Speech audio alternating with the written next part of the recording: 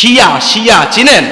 এই শিয়া যারা, এরা হযরতে মুআবিয়া রাদিয়াল্লাহু আনহুকে সাহাবী মানে না, অথচ জলিল কদর সাহাবী। এই যারা সাহাবাই কেরামের সমালোচনা করে, বলুন তারা কার আদেশ অমান্য করছে? নবীর আদেশ। কার আদেশ?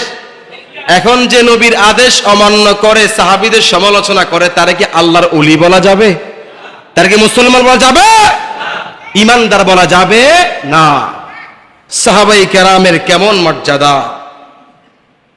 এই হাদিস শরীফটিও তিরমিজি শরীফের মধ্যে রয়েছে। হাদিস শরীফটি হচ্ছে এই: وعن عبد الله بن مغفل رضي الله عنه قال, হযরত আব্দুল্লাহ বিন মুগফফাল রাদিয়াল্লাহু আনহু হতে বর্ণিত, তিনি বলেন, قال رسول الله صلى الله عليه وسلم, রাসূল করিম সাল্লাল্লাহু আলাইহি ওয়াসাল্লাম ইরশাদ করেন, খুব মনোযোগ, অ্যাটেনশন প্লিজ, খুব মনোযোগ। নবীজি বলেন, আল্লাহ আল্লাহ ফি আসহাবি, তোমরা আল্লাহকে ভয় করো সাহাবীদের ব্যাপারে। সুবহানাল্লাহ। নবীজি আরো বলেন, আবার বলেন, আল্লাহ আল্লাহ ফি আসহাবি, তোমরা আল্লাহকে ভয় করো সাহাবায়ে কেরামের ব্যাপারে। এরপর নবীজি বলেন, লা তাত্তাখিযুহুম গরাদাম মিন বাদি, আমার ওপাতের পর তোমরা সাহাবায়ে কেরামকে সমালোচনার পাত্র বানায়ো না। বলছে কে? জোরে বলেন কে? আমাদের নবীজি বলছে সাহাবায়ে কেরামের সমালোচনা করা যাবে না, এত মর্যাদা তাদের। আল্লাহু আকবার পড়েন। এরপর নবীজি বলেন, ফামান আহাব্বাহুম ফাবিহুব্বি আহাব্বাহুম, সাহাবায়ে কেরামকে মুহাব্বত করলে আমি নবীকে মুহাব্বত করা হয়ে যাবে। সাহাবীদেরকে মুহাব্বত করলে সে মুহাব্বত কাকে করা হবে? কত মর্যাদা সাহাবায়ে কেরামের! আবার পড়েন না সুবহানাল্লাহ।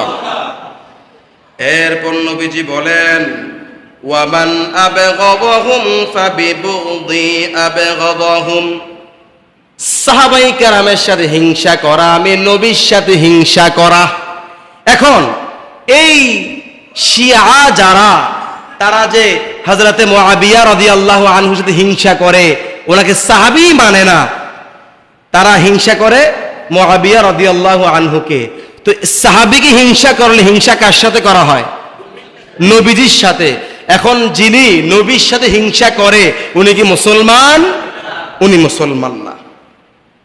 এরপর নবীজি বলেন, ওয়ামান আযাহুম ফাকাদ আযানি, সাহাবায়ে কেরামকে দুঃখ কষ্ট দেওয়া পক্ষান্তরে আমি নবীকে দুঃখ কষ্ট দেওয়া। নাউজুবিল্লাহ বলবেন না? সাহাবায়ে কেরামদেরকে দুঃখ দিলে, কষ্ট দিলে, সেই কষ্ট কাকে দেওয়া হয়? শুধু এখানেই শেষ না, নবী আরো বলে, ওয়ামান আযানি ফাকাদ আযাল্লাহ, যারা আমাকে কষ্ট দিবে তারা পক্ষান্তরে আল্লাহকেই কষ্ট দিল। নাউজুবিল্লাহ বলেন। এরপর নবীজি বলেন, ওয়ামান আযাল্লাহ ফায়ুশিকু আন ইয়াখুদা, যারা আল্লাহকে কষ্ট দিবে তাদের জন্য আল্লাহ পাক পাকড়াও করার ব্যবস্থা করে রেখেছে। মূল কথা হচ্ছে সাহাবায়ে কেরামের সাথে হিংসা করলে নবীর সাথে হিংসা করা হয়, সাহাবায়ে কেরামের সমালোচনা করলে নবীর সমালোচনা করা হয়, সাহাবায়ে কেরামকে কষ্ট দিলে আমার নবীকে কষ্ট দেওয়া হয়, আর সাহাবায়ে কেরামকে ভালোবাসলে নবীকে ভালোবাসা হয়। আর যারা নবীকে ভালোবাসে, যারা সাহাবায়ে কেরামদেরকে ভালোবাসে, ওই ভালোবাসা কাকে করা হয়? নবীকে করা হয়। আর যারা সাহাবায়ে কেরামের মাধ্যমে নবীকে ভালোবাসে, আর নবী যদি তাদেরকে ভালোবাসে, নবী যাদেরকে ভালোবাসবে আল্লাহও তাদেরকে ভালোবাসবে। আল্লাহ যাদেরকে ভালোবাসবে 100% নিঃসন্দেহে তারা জান্নাতি। সুবহানাল্লাহ পড়েন।